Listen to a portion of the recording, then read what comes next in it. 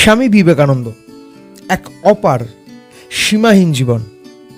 মাত্র ৩৯ বছর বয়সের জীবনে যিনি তার জ্ঞানের, শিক্ষার, বিদ্যার প্রভাব বিস্তার করেছিলেন সারা পৃথিবীর উপর। আজ তার জীবন থেকে আমরা জানব এমন 5টি শিক্ষা যেটা আমরা নিজেদের জীবনের উপর অ্যাপ্লাই করে আরও উন্নতির দিকে এক কদম এগিয়ে যেতে পারি। চলুন শুরু করা যাক আজকের এপিসোড। B motivated.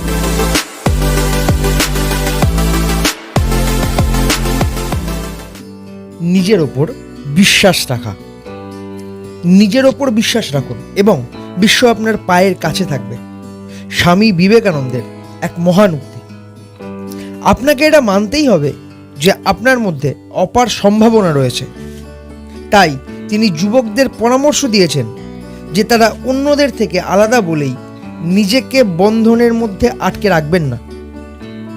অন্য লোকেদের মতামত যাই হোক না কেন, নিজের ট্র্যাকে থাকা এবং আপনার লক্ষ্য অর্জনের জন্য কাজ চালিয়ে যাওয়া অত্যন্ত গুরুত্বপূর্ণ একটি বিষয়, যতক্ষণ না আপনি সফল হচ্ছেন। সততা সব কিছুর উপর। সততার শক্তি এমন একটা শক্তি যেটা আপনাকে সীমাহীন সাফল্যের পথে নিয়ে যেতে পারে। তাই তিনি তরুণদের সততার পথে চলার পরামর্শ দেন। পরিস্থিতি যাই হোক না কেন, অসততা অনেক ক্ষেত্রে আপনার কাছে একটা সহজ উপায় মনে হতেই পারে, কিন্তু অসততার দ্বারা প্রাপ্ত সাফল্য তাসের ঘরের মতোই ঠুনকো। কিন্তু সততার পথে যদি আপনি হাঁটেন তাহলে আপনি প্রকৃতই সফল হবেন।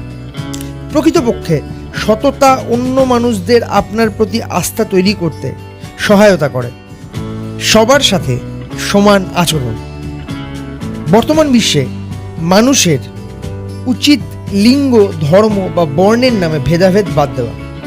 স্বামী বিবেকানন্দ বিশ্বাস করতেন যে যেহেতু ঈশ্বর সবাইকে সৃষ্টি করেছেন, তাই মানুষের কারো প্রতি বৈষম্য করার কোনো অধিকার নেই। তিনি সুরক্ষার নামে মহিলাদের অধিকার পদদলিত করার বিরুদ্ধে ছিলেন এবং নিচু জাত হিসেবে বিবেচিত ব্যক্তিদের অধিকারের পক্ষে ছিলেন। তাই তিনি উঁচু নিচুতে বিশ্বাস করতেন না, বরং তিনি বলেছেন সবার সাথে সমান আচরণ করা উচিত। হাল না ছাড়া। জাগো, লক্ষ্যে না পৌঁছানো পর্যন্ত থেমো না।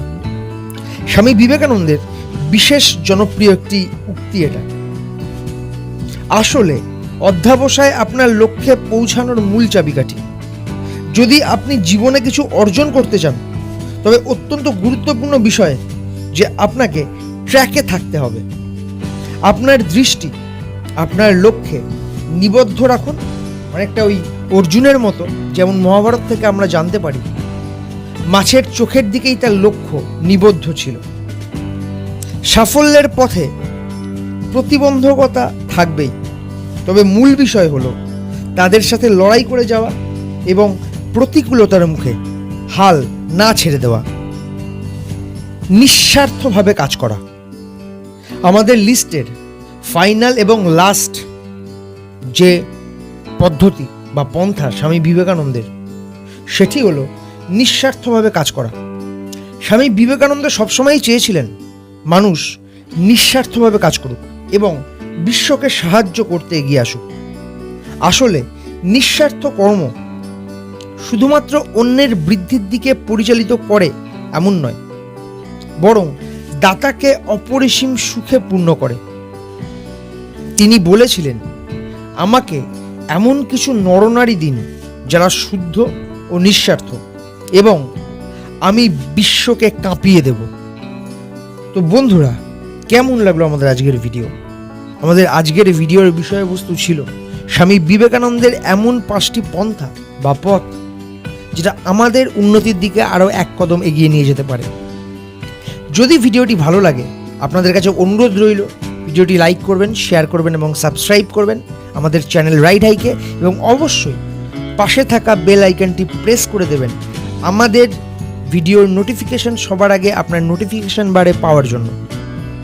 আজকের মতো এই অবধি। ভালো থাকবেন, সুস্থ থাকবেন। দেখা হবে অন্য কোনো দিন, অন্য কোনো সময়, অন্য কোনো ভিডিও নিয়ে আবার আপনাদের সঙ্গে।